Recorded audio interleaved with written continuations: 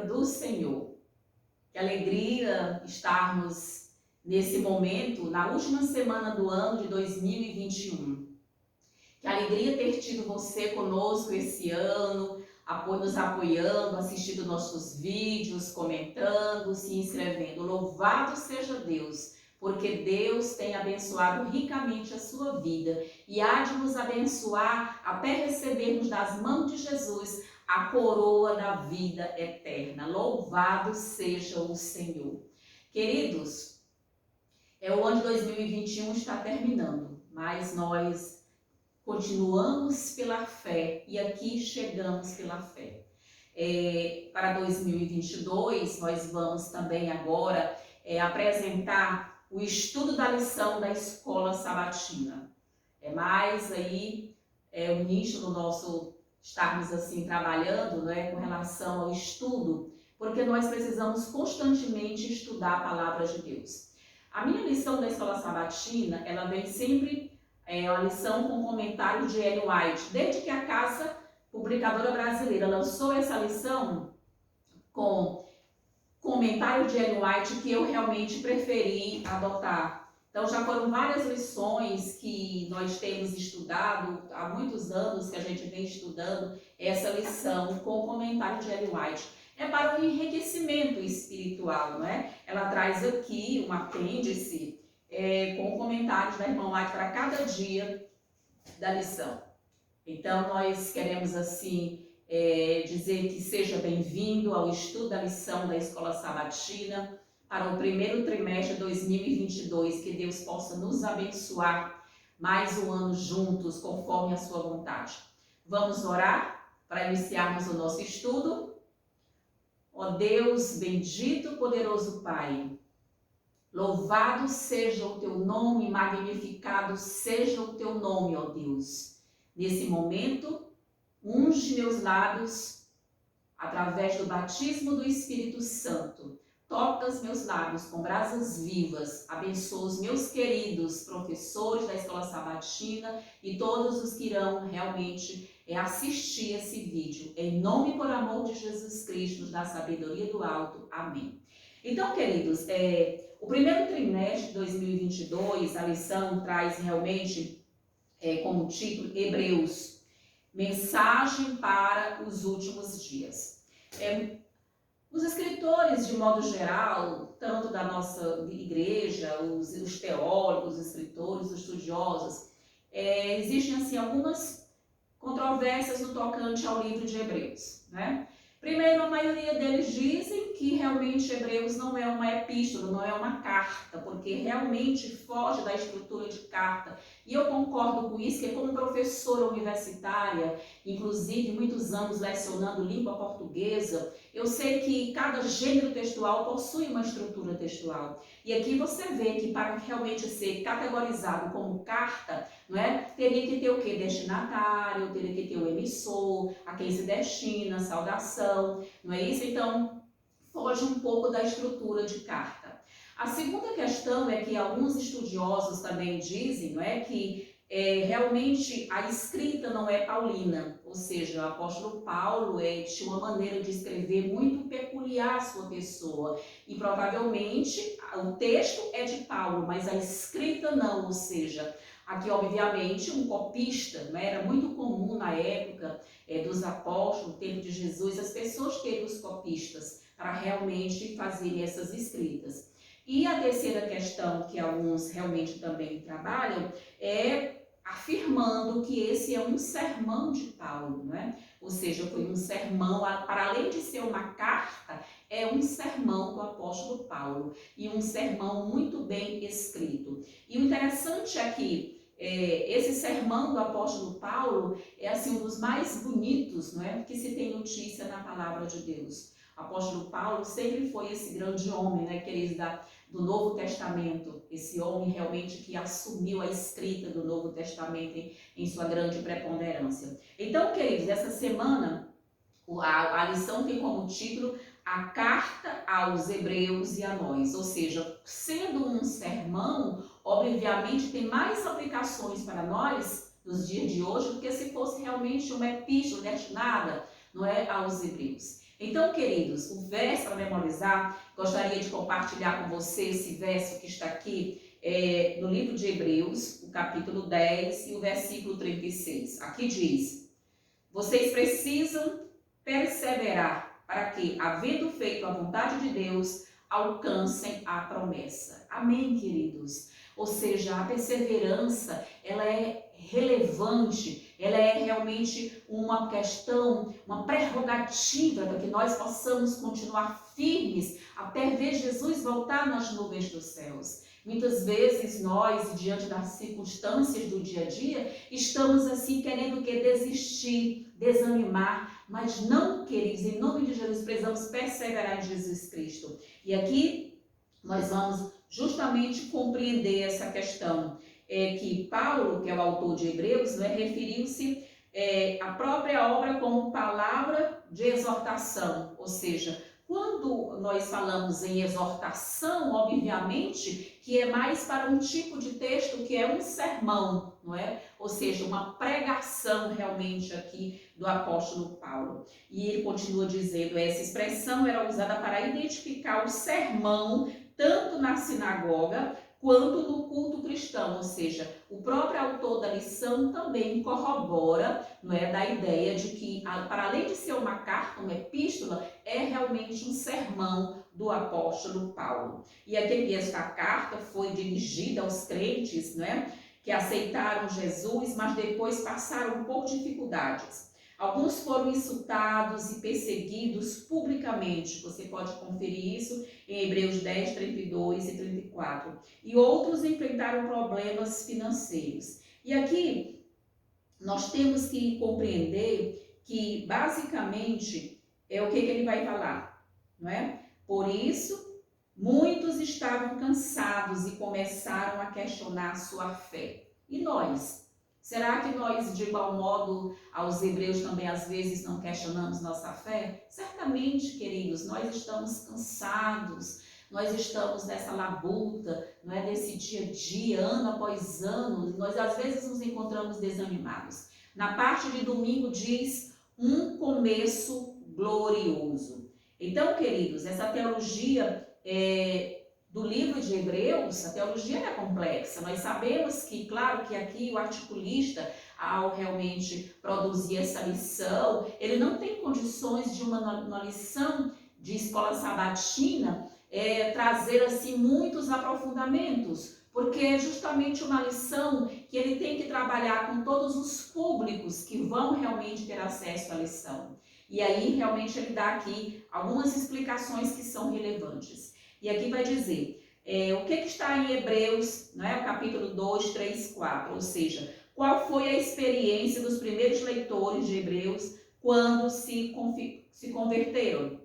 Gostaria que você abrisse a palavra de Deus, Hebreus capítulo 2 de Hebreus, e aqui nós temos os versículos 32, capítulo 2, não é isso? E os versículos 3 e 4 que vai dizer: se, pois, se tornou firme a palavra falada por meio de anjos e toda a transgressão ou desobediência recebeu muito castigo, como escaparemos nós se negligenciarmos tão grande salvação? Aqui tem a grande pergunta, né, queridos? Ou seja, eles que receberam, não é? Eles que tiveram e aqui o versículo 4 ainda diz mais, dando Deus testemunho, juntamente com eles, por sinais, prodígios, vários milagres e por distribuição do Espírito Santo segundo a sua vontade. Então aqui nós vemos que como você vai escapar se você já recebeu tão grande salvação e você está rejeitando? Aqui, queridos, nós vemos algo muito interessante, não é isso? Ou seja, que Deus confirmou a fé daqueles homens, daquelas mulheres do primeiro século, por meio do quê? Por meio de milagres, por meio de prodígios, por meio de aceitação, corroborando a sua fé. E nós precisamos sim também, nós que vivemos os últimos dias, ter essa concepção, ter esse conceito de que nós precisamos também perceber que Deus tem corroborado a nossa fé. Deus tem ratificado a nossa fé. E se nós vamos abandonar tão grande salvação, o que será de nós? Para onde iremos? Como perguntou Pedro no passado. Nós não temos para onde ir. E aqui, queridos, quando nós vamos aqui realmente no apêndice, né, que diz respeito justamente a Ellen White, não é, a nossa profetisa, ela vai justamente falar aqui na lição número 1, aqui na parte de domingo, o que ela vai comentar? Ela comenta aqui algo muito interessante, aqui na parte de domingo ela vai dizer: por meio de seu Santo Espírito, a voz de Deus nos tem vindo continuamente em advertências e instruções para confirmar a fé dos crentes no espírito de profecia, né? Tem vindo, olha que coisa interessante aqui na parte de domingo, tem vindo repetidamente a ordem: escreva as coisas que lhe tenho dado para confirmação da vossa fé, para a confirmação da fé de meu povo, na atitude que ele tomou. O tempo e a aprovação não anulam as instruções dadas, mas através de anos de sofrimento e sacrifício, tem estabelecido a verdade. Olha que coisa maravilhosa. A verdade do testemunho comunicado. Ou seja, nós precisamos ainda, nós que já estamos vivendo aqui no finalzinho do tempo do fim, ainda acreditar 100% nas Santas Escrituras, 100% no espírito de profecia. Ah, porque são conselhos. Não, nós tivemos aqui, como diz aqui o apóstolo, não é? Nós tivemos aqui um começo glorioso e teremos que ter um final muito maior. O final vai ser muito mais glorioso do que o início. É isso que está prometido a cada um de nós. Para isso, fé. Para isso, ânimo. E aqui ele continua dizendo: o Espírito deu aos primeiros crentes a convicção de que seus pecados haviam sido perdoados. Assim não temiam o juízo e, como resultado, suas orações eram ousadas e confiantes e sua experiência religiosa alegre. Precisamos ter, queridos, em nome de Jesus, uma experiência religiosa alegre, uma experiência religiosa cristã, uma experiência religiosa, digamos assim, com muita confiança em Deus, sabendo que Deus está no controle da história desse planeta. Nós não podemos desanimar. Se o começo foi glorioso, nós temos pela profecia a certeza, a convicção, a promessa, a profecia de que o final será mais glorioso ainda. Na parte aqui, queridos, de segunda-feira, a luta. E aqui nós vemos que muitas vezes a luta tende a nos desanimar. Nós temos assim muita preocupação, nós temos medo da luta, nós temos problemas às vezes em enfrentar as lutas e as labutas. Queridos, mas nós somos instados a perseverar, a continuar nessa luta cristã, porque nós iremos sim precisar de cada vez mais estar firme, olhando para o nosso Senhor e Salvador Jesus Cristo. E aqui na parte de domingo, de segunda-feira, melhor dizendo, tem uma pergunta. Leia Hebreus 10, 32 a 34, depois o 13. E tem uma pergunta: qual foi a experiência dos leitores, não é, da carta de Hebreus após sua experiência de conversão?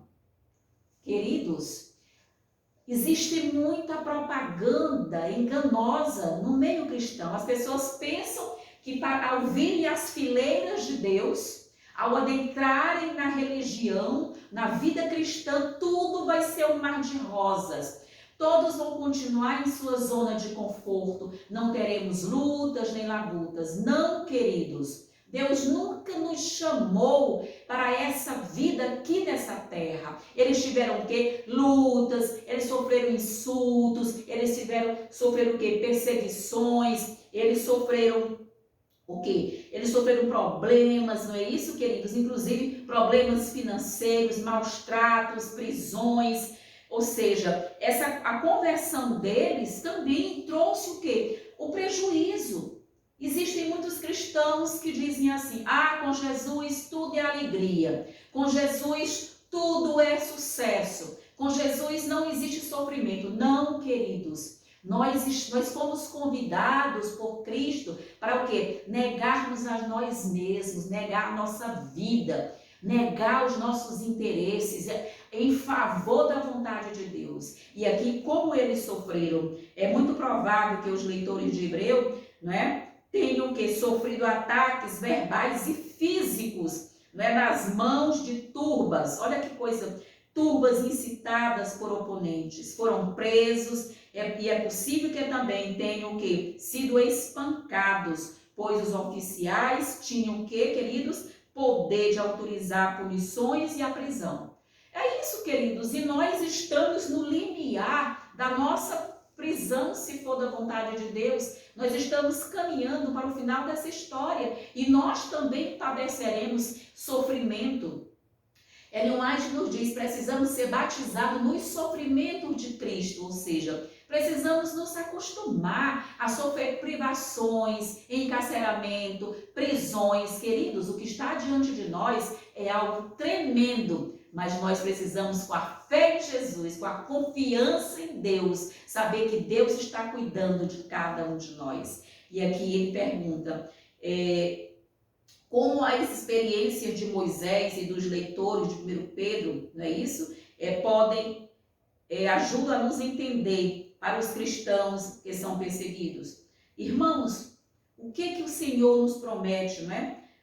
Quando nós somos perseguidos. Queridos, um dos textos mais bonitos da Bíblia, que eu gostaria que você lesse comigo, esse é um dos textos que mais conforta o meu coração.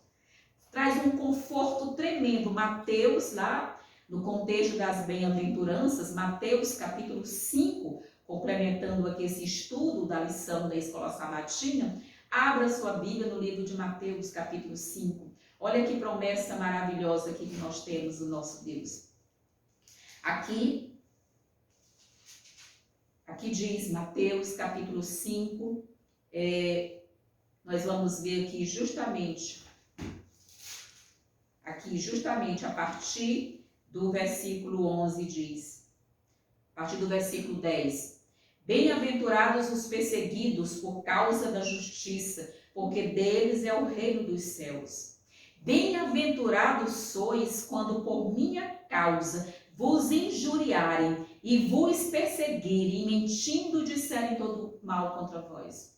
Queridos, é muito comum que as pessoas, quando elas observam aquela mudança de vida dos cristãos, aquelas pessoas quando observam que aquele cristão que estava ali sentado no banco, quando ele recebeu ali o batismo do Espírito Santo, quando Deus despertou essa pessoa para essa obra especial, é comum que o quê? Que as oposições se levantem, que a perseguição se levante. Mas aqui o Senhor diz que bem-aventurado quando o quê? Quando vos perseguirem vocês e vos injuriarem. 99,99%, quando essas injúrias, quando essas perseguições vêm, elas estão fincadas na injúria, ou seja, na maledicência, na mentira.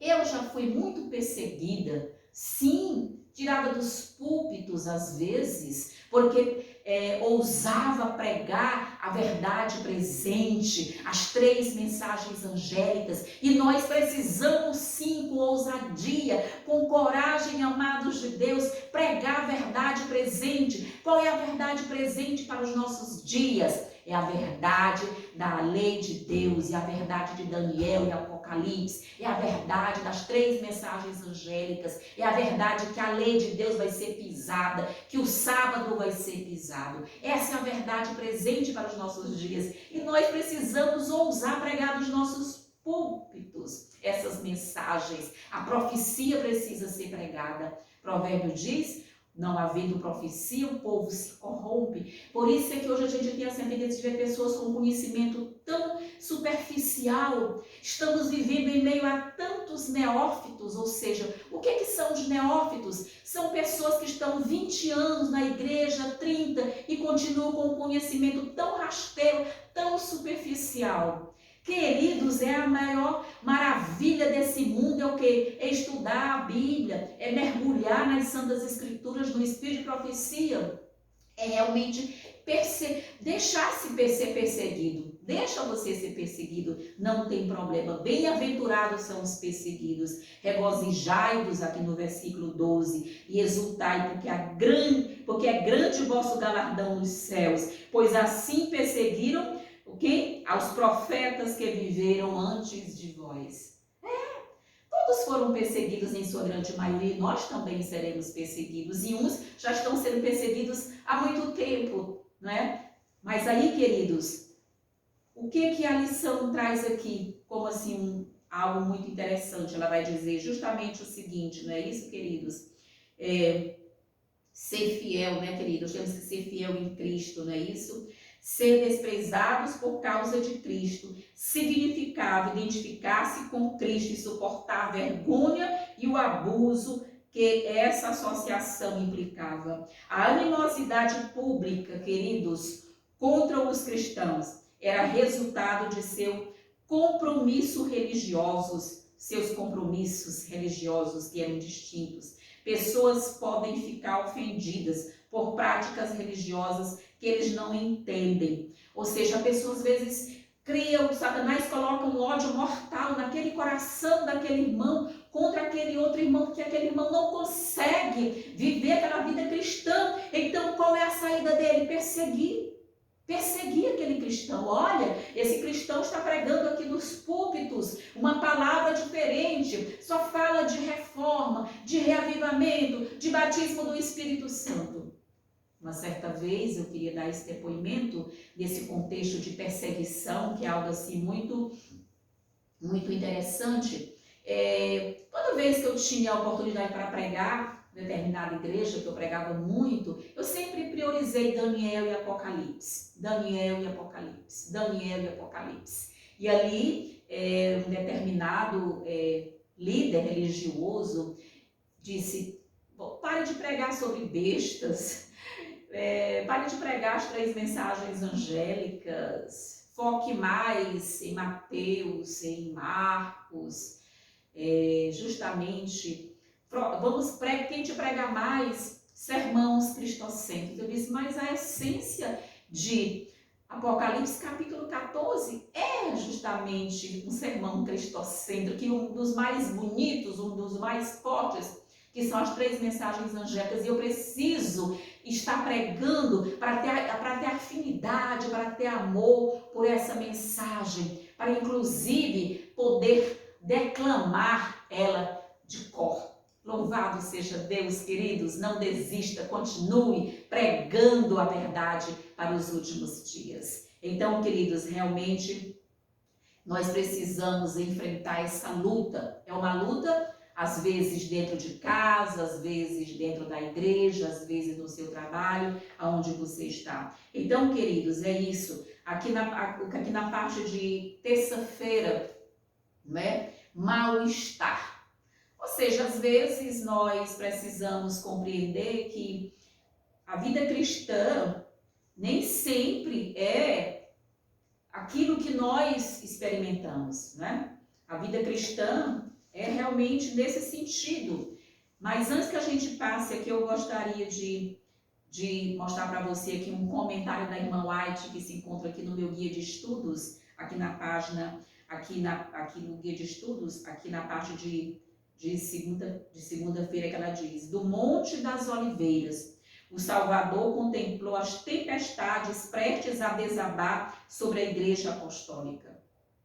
E avançando mais longe no tempo, seus olhos contemplaram as terríveis e devastadoras tormentas que desabariam sobre seus seguidores nos futuros séculos de trevas e perseguição. Em poucas e breves declarações de tremendo significado, ele, não é isso? Ele predisse o que os governadores deste mundo haveriam de impor à Igreja de Deus.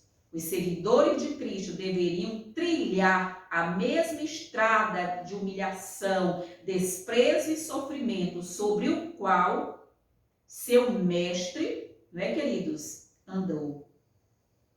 O caminho que vamos trilhar é o mesmo do nosso mestre. E é, queridos, um motivo de orgulho sofrermos pela causa do mestre. É motivo de orgulho sofrermos por causa do evangelho. É motivo de alegria. Nós precisamos estar orando a Deus, pedindo: Senhor, capacita-me para o martírio, se for o caso.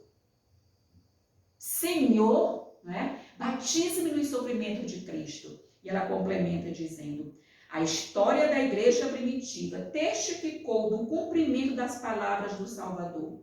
Os poderes da terra, não é, e do inferno se arregimentaram contra Cristo na pessoa de seus seguidores. Os poderes da terra e do inferno estão nesse momento se preparando para se arregimentar contra o povo de Deus. Como você vai agir? Você precisa realmente pensar de que lado você vai estar, como você vai estar. Você precisa, sim, ter força para estar do lado do Senhor Jesus. Não titubear, não hesitar, permanecer ali firme em Jesus. Agora sim, na parte de terça-feira, mal-estar. Aqui, Hebreus, capítulo 2, versículo 18, você pode conferir aí os textos, não é? Por uma questão de tempo, para o vídeo não ficar muito extenso, a gente vai realmente analisar alguns textos. Quais foram alguns dos desafios para os crentes, né, enfrentarem? Quais foram os desafios que esses crentes enfrentaram? Você sabe quais foram, né?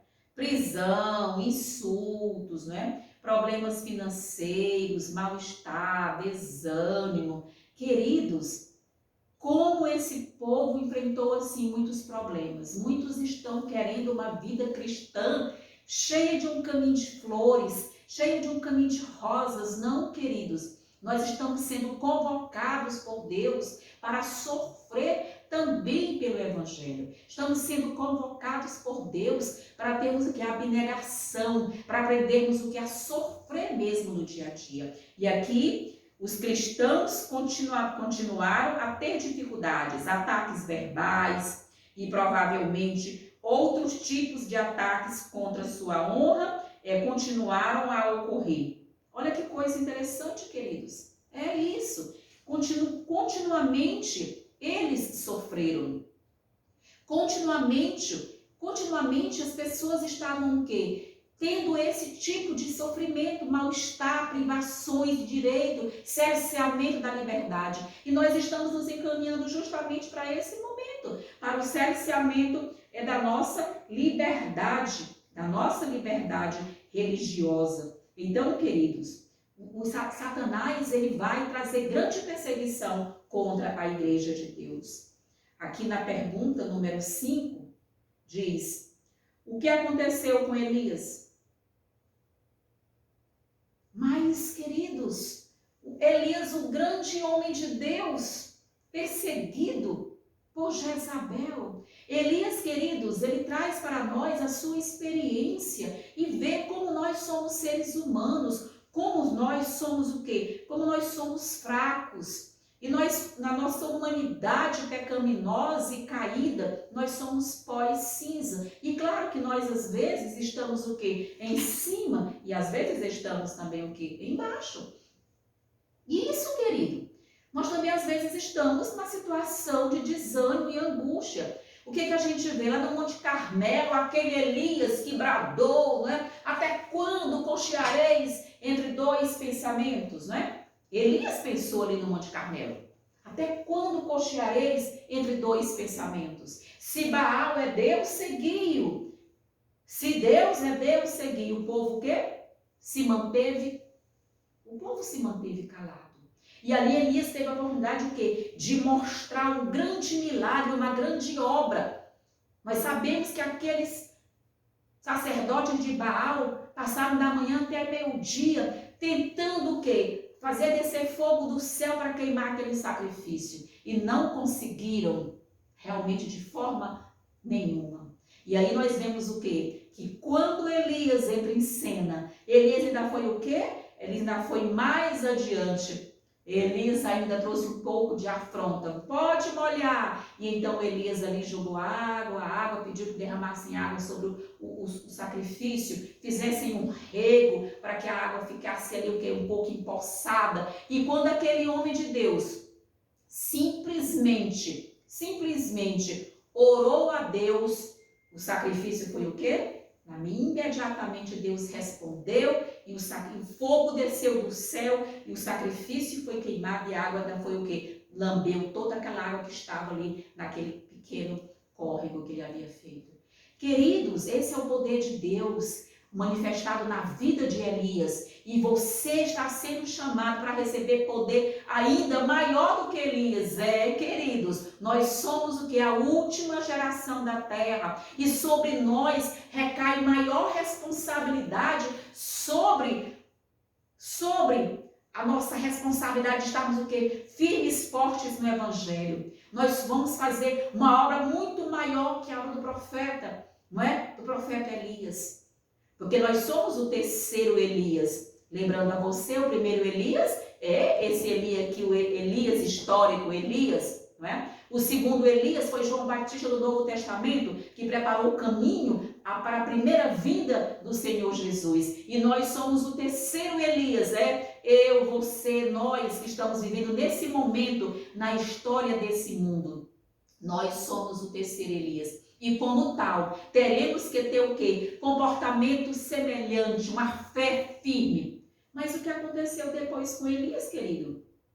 Elias fez todo esse trabalho lá no Monte Carmelo, no outro dia estava com medo de quem? De Jezabel. Estava com medo de Jezabel. Quando você lê aqui, você vai ver que Elias fugiu com medo de Jezabel. Elias entrou num processo de depressão. E ali, como que o Senhor agiu com o seu filho? Como que o Senhor agiu mediante a depressão do profeta Elias? Sim, queridos, a depressão é uma enfermidade comum, seja para nós cristãos, não cristãos. Depressão não é falta de fé. Depressão não é falta de relacionamento com Deus. Não. Ótimos cristãos têm tido depressão.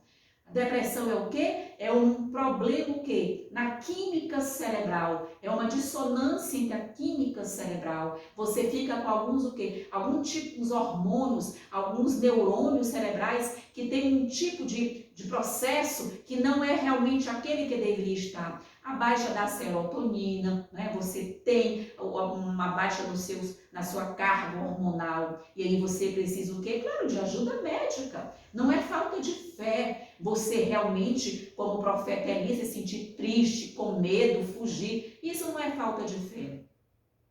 Mas Deus tratou tão bem do seu querido filho Elias. Como que Deus tratou? Deus deu a ele o quê? Descanso, alimento, carinho. Não é isso, queridos? Isso.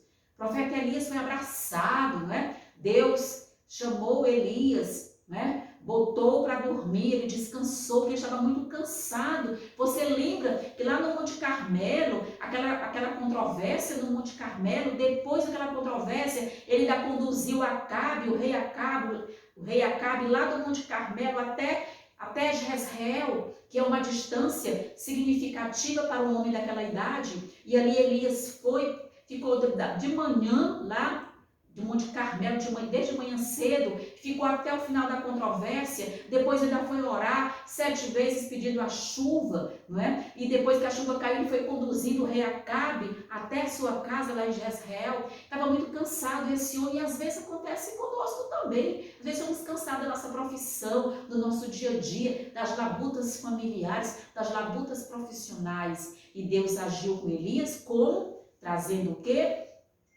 Primeiramente, descanso. Elias descansou, Elias comeu, Elias dormiu novamente, intensamente. Depois o Senhor acordou, Elias novamente comeu e o Senhor fez o quê? Também tocou. E o toque, querido, significa o quê? Significa o carinho de Deus, o cuidado de Deus. Deus teve com o seu querido, né? Com seu filho Elias. E aqui diz: no entanto, a reação que frequentemente se segue aos momentos de muita fé e glorioso sucesso estava o quê? Pressionando Elias.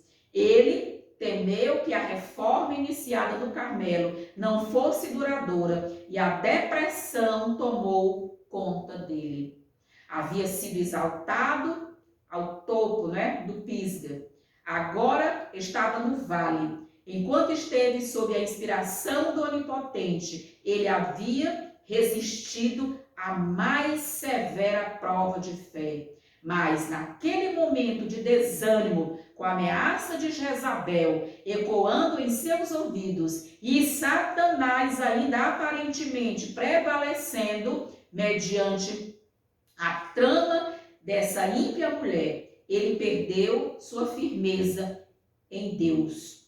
Ele havia sido grandemente exaltado e a reação foi terrível. Esquecendo-se de Deus, Elias fugia cada vez mais até que encontrou no árido deserto sozinho. Profetas e Reis, páginas 161 e 162. Ou seja, Senhor, não sou melhor do que os meus pais, não é? Lá embaixo daquele zimbro, Eu não sou melhor, Senhor, eu quero morrer. Elias chegou a pedir a morte, estava cansado, queridos. É dura coisa você não cuidar da sua mente. Precisamos sim cuidar da nossa mente. A nossa mente, queridos, é a porta de entrada do céu. A nossa mente é por onde nós nos relacionamos com Deus. E nós precisamos sim de força em Cristo Jesus. Jesus ali, Deus ajudou ali o profeta Elias. E aí nós vamos justamente perceber toda essa questão quando nós vimos que normalmente Deus realmente traz essa força. E toda vez que nós percebemos essas questões, nós precisamos entender. Devemos estar apercebidos de que, em vez das coisas tomarem um rumo mais favorável, homens ímpios e mestres sedutores irão de mal a pior, enganando-os a si mesmos e enganando-os aos outros. É isso, nós também teremos que passar por situações que você vai ficar sozinho.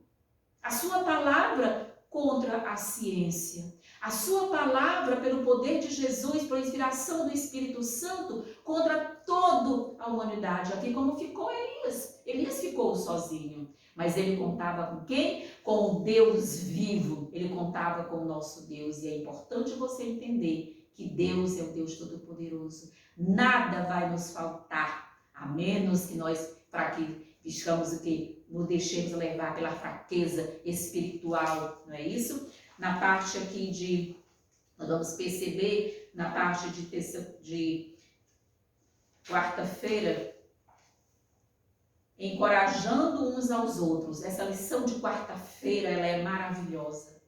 Nenhum de nós é uma ilha para viver isolados. Todos nós precisamos uns dos outros, queridos. É muito bom você poder encorajar um irmão, seja pelo WhatsApp, encorajar uma pessoa, uma mensagem de amor, de fé e de esperança. Mas, às vezes, as pessoas que estão doentes não têm força para animar os outros. Precisamos até pedir força a Deus. Não é isso, queridos? Para realmente poder animar uns aos outros, fortalecer. Você me fortalece, eu fortaleço você. Assim a vida, nessa reciprocidade de amor, nessa reciprocidade realmente de comunhão, de companheirismo. Queridos, aqui tem a pergunta 6. O que Deus fez para restaurar a fé do profeta Elias? Você lembra que nós já até comentamos um pouco, na lição, já tentando colocar as duas. Deus fez o quê? Deus restaurou a saúde de Elias. Deus, alimentou, Deus fez ele descansar, não é isso? E Deus depois deu o quê? Trabalho para Elias. Eu me detive ali mais na parte da doença, mas aqui também Deus deu uma missão para Elias. Depois que Elias se recuperou um pouco, depois que ele descansou, que ele se alimentou, recebeu o aconchego de Deus, recebeu o toque do anjo, depois que ele estava assim, já melhor condicionado, Deus deu uma missão para Elias. Ou seja, nós também precisamos, às vezes, ocupar nossa mente. Existem muitas pessoas hoje com a mente desocupada. Queridos, Pessoas que às vezes se aposentam e ficam o quê? Ociosos. Queridos, mente ociosa é a oficina de Satanás.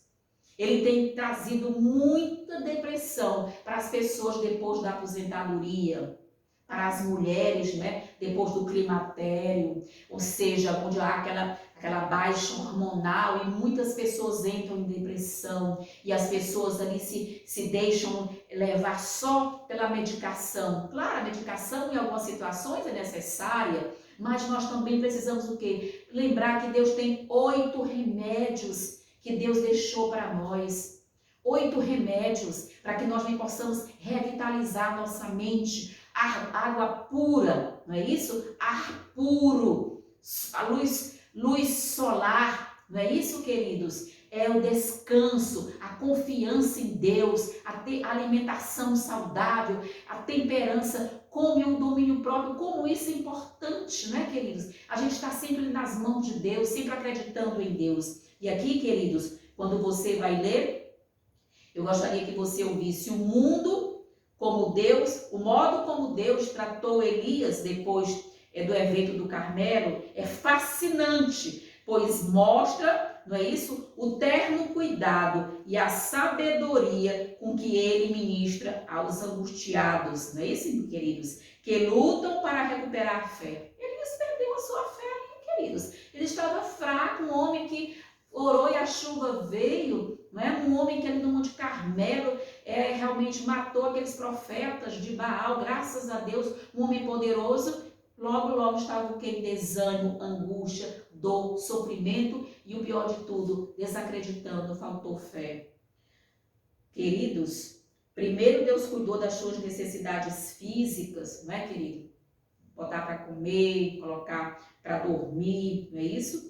Depois Deus deu o que a ele? Um descanso. Depois Deus falou com Elias, pessoalmente, lhe dando essa missão. E aqui, queridos, eu gostaria que você lesse aí aqui Hebreus, na outra pergunta, o que Paulo sugeriu que os crentes fizessem. Irmãos, essa pergunta ela é fantástica. Essa pergunta aqui do apóstolo Paulo, na parte de quarta-feira, a pergunta número 7. Abramos então Hebreus capítulo 2, Hebreus capítulo 2 e o versículo 1 diz: por esta razão, importa que nos apeguemos com mais firmeza às verdades ouvidas, para que delas jamais nos desviemos. Aqui onde está, queridos, nos apegarmos às verdades, aos tesouros da palavra de Deus, aos tesouros inesgotáveis da palavra de Deus, aos tesouros inesgotáveis do espírito de profecia, para que nós possamos ter o quê? Ter força, ter fé, manter sempre na memória o quê? As coisas que nós aqui estudamos, não é isso, queridos? Muitas pessoas têm tido problemas. É uma memória muito superficial, uma memória muito efêmera. Nós precisamos sim, Deus, meus queridos, confiar em Deus, não é? Não desviar da verdade, não se afastar de Deus. Nós precisamos sim ter essa memória, manter essa memória, para que nós possamos cada dia nos fortalecermos uns aos outros, ou seja, de que maneira, às vezes um texto que você nem lembra, passa esse texto para o teu amigo que está doente, para o teu irmão que está enfermo, não é isso? Ou seja, você precisa ter boas palavras, palavras de ânimo, de fé, de esperança, de salvação, de contentamento, palavras de alegria, através do batismo do Espírito Santo, não é isso? Queridos, aqui Hebreus 2, aqui nós temos Hebreus 3, você vai ler também aqui comigo, Hebreus capítulo 3, versículo 12 a 14 diz, olha que coisa interessante, porque nos temos tornado participantes de Cristo, se de fato guardamos firme até o fim a confiança que desde o princípio tivemos. Que coisa interessante. Se nós guardarmos o quê, irmãos? Firmes a confiança que desde o princípio tivemos. Então, nós precisamos confiar nisso, queridos.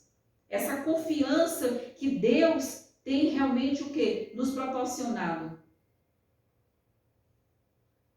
E o versículo 12 diz: tendo cuidado, irmãos, jamais aconteça haver em qualquer de vós perverso coração de incredulidade que vos afaste do Deus vivo. Versículo 13. Pelo contrário, exortai-vos mutuamente, não é? Cada dia, durante o tempo todo, o tempo que se chama hoje, a fim de que nenhum de vós seja endurecido pelo engano do pecado. Ou seja, o apóstolo diz aqui, precisamos exortar uns aos outros. E aqui, irmãos, exortação, ela é através de um leque. Exortação é o quê? É chamar atenção, é reclamar, é argumentar, não é isso, irmão? É reprovar, entendeu? Às vezes as pessoas pensam que quando nós estamos aqui tratando de encorajar uns aos outros, o encorajamento diz respeito só ao quê? A aplausos. Não, irmãos. Muitas vezes nesse encorajamento é necessário o quê? Também a repreensão. É necessário o quê, queridos? Você o quê? Trazer uma exortação para a pessoa. Não é isso, queridos? Você realmente o quê? Conduzir a pessoa, mostrar a pessoa o caminho. Às vezes a pessoa está achando que o caminho dela está completamente certo, que ela não precisa ser repreendida, ser admoestada. Não, queridos. A repreensão ela é divina quando ela é feita o quê? Pela palavra de Deus. Lembra lá do profeta Natan com o rei Davi, quando ele disse, quando foi contar a historinha, não é? Ele repreendeu Davi, quando ele disse, esse homem é você, ou seja, era o rei Davi, que tinha tomado a única ovelhinha do vizinho, sendo que o seu pasto estava cheio de ovelhinhas. É isso, Cristo. Natan repreendeu o rei Davi, foi necessário, e graças a Deus, aquela repreensão de Natan foi o quê? Trouxe Davi de volta para a realidade, porque ele estava vivendo num mundo paralelo de ficção, e hoje muitas vezes as pessoas querem estar num mundo paralelo, não é isso? E precisa de alguém para encorajar, claro, encorajar com amor, claro, encorajar com carinho, com afeto, não é isso? Trazer esse encorajamento, queridos, e aqui você vai perceber justamente isso, né, irmãos? Em Hebreus, há várias instruções do apóstolo aos leitores para ajudá-los a recuperar sua força e fé originais. Ou seja, não se desviem da verdade, não é? Não se afastem do Deus vivo e animem uns aos outros. Aqui é o tripé dessa orientação aqui, né, da parte aqui de quarta-feira. A primeira, queridos, não se desviem das verdades, não é? Continue aqui nos marcos que foram erigidos desde o princípio. Vamos continuar firmes aos mandamentos de Deus, a fé em Jesus. Vamos continuar firmes. A segunda coisa, não se afaste, não é, do Deus vivo. Não nos afastemos, irmão, de Deus em um só momento, mas devemos acreditar o tempo todo nas promessas de Deus. E por fim, devemos o quê? Animar uns aos outros. Não é isso? Para que nós possamos o quê? Ter força, aproximar cada dia mais de Deus, queridos. Ou seja, guardar firme a nossa confirmação na fé, na esperança. Não é isso, queridos? E a outra questão, sabe qual? Não deixemos de nos congregar. Muitas pessoas têm deixado de se congregar porque tem um probleminha, alguma questão, a pandemia. A pandemia esvaziou as igrejas. Hoje nós temos muitos membros online, temos muitos membros virtuais, mas os shoppings estão cheios. Os restaurantes estão cheios, as ruas estão cheias, o comércio está cheio. E esses mesmos que não estão se congregando lá na igreja, eles estão o quê? Eles estão por aí. Ah, para a igreja você pega doença, não é? O Covid-19 só está nos bancos da igreja. Não, queridos.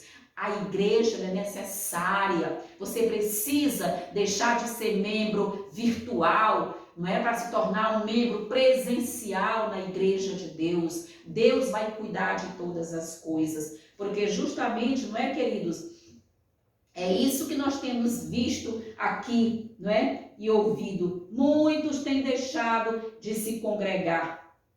Muitos têm deixado, aqui ele diz, né? Não deixeis de congregar. Quanto mais que sabemos o quê? Que o tempo está próximo. E muitos querem continuar na sua zona de conforto em casa. Sendo esses membros virtuais. Eu achei interessante que um pastor comentou, achei muito interessante o que ele disse. Ele disse que encontrou uma determinada pessoa da sua igreja, um membro da sua igreja, e perguntou: irmã, você não vai mais voltar para a igreja? Não, eu sou membro da igreja do NASP São Paulo. E você está indo para São Paulo? Não, eu estou assistindo pela internet. Queridos, que coisa interessante, não é? Você podendo estar ali com seus irmãos, olhando, ratificando, ajudando. Irmãos, esse contato presencial, ele é melhor, ele é mais positivo. E nós vamos ver aqui um comentário de Ellen White, nesse sentido, não é isso? Quando ela vai justamente aqui falar, aqui na parte de quarta-feira, né, encorajando uns aos outros, quando nós precisamos entender justamente isso. Olha que coisa interessante, né, queridos? Nós vamos ver aqui o que Deus realmente tem para mostrar para cada um de nós. Nós precisamos, né, queridos, entender. Aqui vai dizer justamente o seguinte: o retiro de Elias no Monte Horebe, embora ficasse escondido dos seres humanos, era conhecido por Deus. E o sofrido e desencorajado profeta não tinha se deixado a lutar sozinho com os poderes das trevas. Nós não vamos estar sozinhos a lutar com o poder das trevas agora no último momento, quando o decreto dominical sair, quando o sábado for arrancado da lei de Deus. Nós não vamos realmente estar sozinhos. Aqui diz: nada podemos fazer sem ânimo e perseverança. Dirijamos palavras de esperança e ânimo aos pobres e abatidos. Se necessário, demos a eles provas palpáveis de nosso interesse, ajudando-os, né, fortalecendo cada um na sua necessidade. E aqui ela coloca, não é? Os que têm tido muitas vantagens devem lembrar-se de que eles ainda erram, né, em muitas coisas, e que lhes é penoso quando seus erros são o quê? Indicados, sendo-lhes, não é, apresentado um belo modelo de que devem ser. Satanás tem a habilidade de sugerir dúvidas e inventar o que? Objeções ao testemunho que Deus envia, e muitos consideram uma virtude, não é isso? Uma virtude. Olha aqui que coisa interessante. Os que querem duvidar têm suficiente oportunidade para isso. Deus não se propõe a fazer desaparecer toda ocasião para a incredulidade. Deus oferece suficientemente, não é? Vida, experiência. Então, quando uma pessoa chega à idade, esperamos dela uma inteligência correspondente em harmonia com seus anos e a oportunidade. Às vezes eu vejo as pessoas já com seus 60 anos, querendo se comportar como jovens de 30, de 25. Queridos, cada fase da nossa vida exige de nós um tipo de comportamento, um amadurecimento. Nós é que temos assim, precisamos trazer aos jovens esse exemplo. E aqui está dito, né, queridos? Deus não quer que permaneçam inexperientes. Necessita em sua obra de tudo quanto possam obter aqui no sentido da cultura mental e de clareza e discernimento. Ele quer que alcancem justamente os mais altos lances da escada, alcançando então o reino de Deus. Amém. Filhos e filhas de Deus. Na página 330. É isso, queridos. Deus, claro que nós estranhamos a atitude de Elias naquele momento, mas também nós o quê? Percebemos que ele precisava de ajuda, de encorajamento. Queridos, é uma questão muito séria. E aqui também tem outra questão que eu vou pontuar com você, que às vezes as pessoas também não entendem. Irmão X, tão consagrado a Deus, entrou em depressão e se suicidou. Queridos, O justo juiz sabe julgar cada caso. O justo juiz, o nosso Deus, sabe que tipo, como estavam os seus neurônios naquele momento, como estava a sua química cerebral naquele momento. E eu tenho certeza absoluta que muitos fiéis de Deus que cometeram suicídio durante o processo de depressão, eles sim estarão salvos em Jesus Cristo. Porque Deus conhece cada caso, Deus vai saber julgar. Queridos, aquela pessoa estava em solidão, a pessoa estava no quarto escuro. Queridos, quantas pessoas hoje vivem nos quartos escuros, como Elias estava naquela caverna escura, sozinho, chorando, lamentando-se, pedindo a morte para Deus por causa do desânimo, do desarranjo da química cerebral. E quantos hoje estão nos quartos escuros em suas casas, sozinhos, desanimados, sem levantar, semanas sem tomar banho, queridos, semanas sem se alimentar corretamente, sem conversar com pessoa, porque não tem ânimo. E Deus quer que nós sejamos luzes nesse mundo para levar conforto a essas pessoas, alegria a essas pessoas e a certeza do poder de Deus em nossas vidas. Na parte de quinta-feira, estes últimos dias. E aqui nós temos Hebreus, né? Capítulo 1, versículo 2 e alguns textos, né? O que Paulo, queridos, enfatizou especialmente em relação ao tempo. O que foi mesmo que o apóstolo Paulo aqui falou com relação ao tempo? Nós vamos ler, ainda vamos retomar aqui esse texto, né? Que é Hebreus, capítulo 1 de Hebreus, e o versículo 2 que diz, queridos, nestes últimos dias, quando, queridos? Nestes últimos dias, nos falou pelo Filho, a quem constituiu o herdeiro de todas as coisas, pelo qual também fez o universo. Queridos, essa mensagem, o livro de Hebreus, ele é totalmente para os nossos últimos dias. Precisamos entender que na estrutura aqui do livro de Hebreus, né, nós temos o quê? Nós temos uma estrutura que traz o quê? Traz que nos mostra, não é? Uma questão interessante aqui no livro de Hebreus. Quando você for estudar, precisa realmente ter todo esse cuidado. Do capítulo 1 ao capítulo 4, nós temos a superioridade da pessoa de Cristo, ou seja, aqui o apóstolo Paulo coloca 4 capítulos, onde ele vai focar nessa superioridade de Cristo, não é isso? No poder de Cristo. Do capítulo 5 ao capítulo 10, nós vamos ver a superioridade da obra de Cristo. Primeiro ele foca na pessoa de Cristo, elevando a pessoa de Cristo, bendizendo a pessoa de Cristo, mostrando quem é Jesus para nós. Depois, ele vai focar na obra de Cristo. E aqui, do 10 até o 13, ele vai focar na vida cristã, ou seja, para nós, aqui ele já se dirige a cada um de nós, né? Ou seja, como nós precisamos, não é isso, ter essa força. E aqui, queridos, justamente é isso aqui, esses últimos dias. Quanto mais nós que sabemos que estamos nos últimos dias.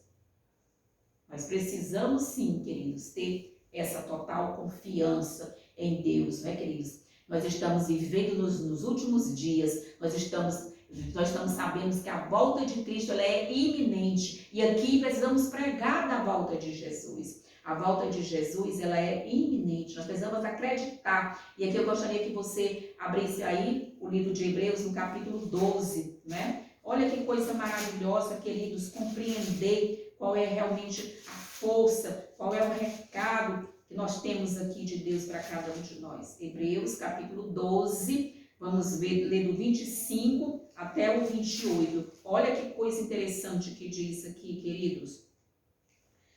Tende cuidado, não recuseis ao que vos fala, pois se não escaparam, né, aqueles que recusaram ouvir, quem divinamente os advertir sobre a terra, não é isso? Muito menos nós que nos desviamos daquele que dos céus nos adverte.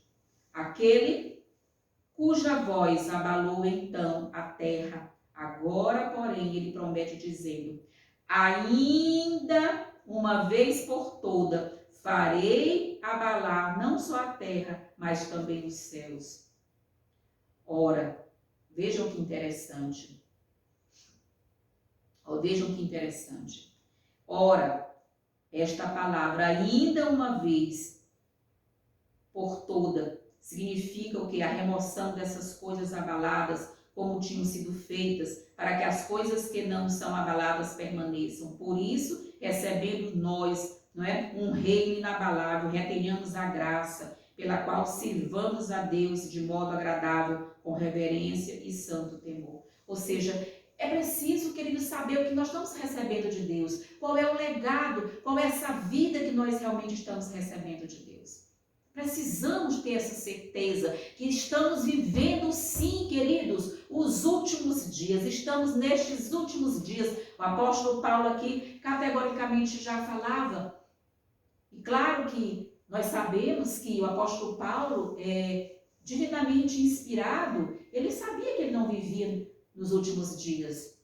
Às vezes, quando você lê as escritas de Paulo, você pensa que ele realmente... Mas em Atos dos Apóstolos vai dizer que ele sabia que Jesus não viria nos dias dele, mas ele pregava a volta iminente, ou seja, tinha a compreensão que estava nos últimos dias, né? Realmente, para que nós possamos acreditar. E aqui, queridos, esses últimos dias, justamente aquilo que Cristo foi para João em seu exílio, ele será para seu povo, que sentirá, olha que coisa, a mão, né, da opressão por amor da fé e do testemunho de Jesus Cristo.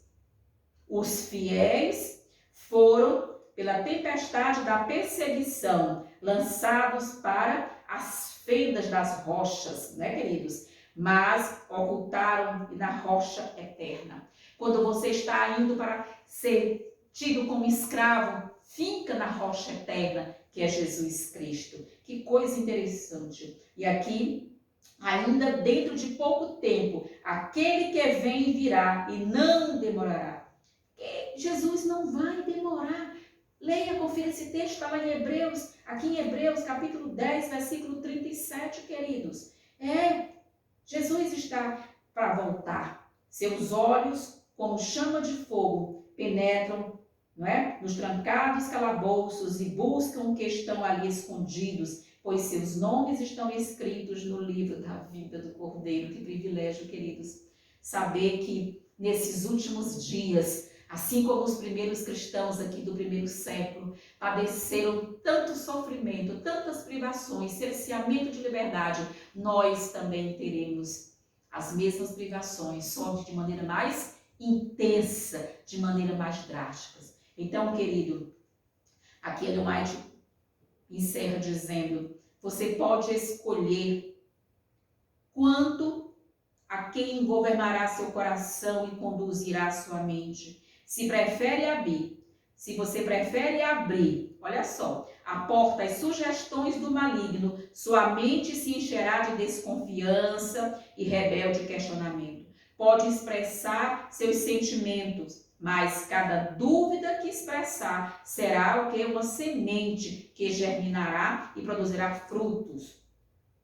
Nós não precisamos estar duvidando do poder de Deus. Nós precisamos confiar firme e fortes no Senhor Jesus. Que o Senhor Jesus realmente possa abençoar você, professor da escola sabatina, você, professora da escola sabatina, a sermos cada vez mais estudiosos, mais firmes em Jesus. Que o Senhor Jesus encha a nossa vida de alegria, de esperança e da confiança em Jesus Cristo.